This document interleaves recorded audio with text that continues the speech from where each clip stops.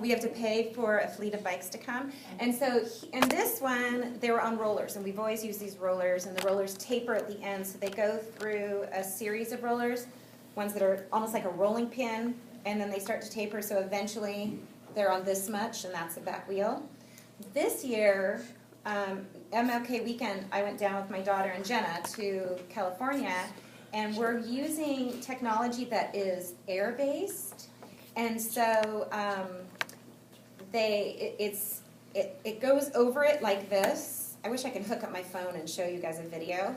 And it's air pressure, and so when they sit on the bike, they lift this thing so that the air pressure goes and then the tire goes down, so it's a typical two-wheel bike. And then eventually, what we're looking for is how fast they can go. Is their head up? Are they steering? Are they leaning the correct way? All of those kind of things. And then we put them on a two-wheel bike. When we put them on a two-wheel bike, the entire gymnasium just erupts in applause, and people are crying. And parents we always keep out in the entryway, because how many of you are a parent? Anybody in here a parent? Okay, how many of you can remember your parent looking at you and saying, "You could do it, get going," right? And so we keep parents out so that we can focus on the child and not have to have them waving at their parent, etc. But so when a kid is getting up on two wheels, one of the team members runs out and says, "Mom of Eric," and then the parent peeks through the window, the gym, and watches. And then of course they're bawling.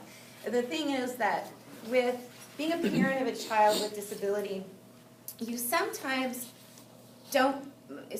you believe that something can't happen. And bike riding is one of those things, because it's so hard to learn that balance. With the technology, a typical person can learn in about an hour.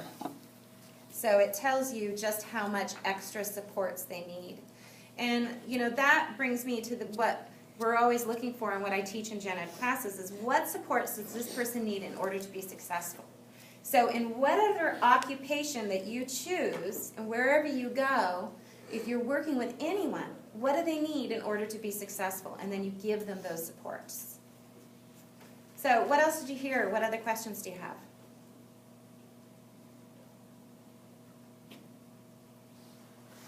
You learned that disability is just a little piece of the pie, right? What did you learn about language? People first language.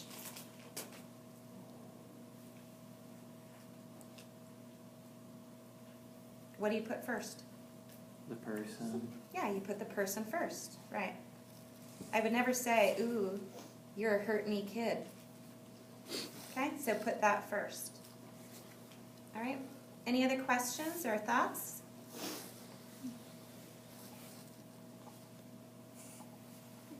Okay, if any of you are interested in helping, I have my card. And if not, like I said, it would be so great to have you guys stop in and just to see and feel that atmosphere and that excitement that happens.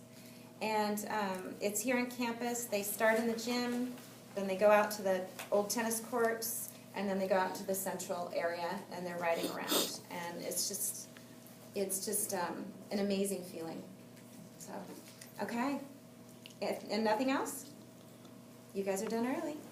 All right.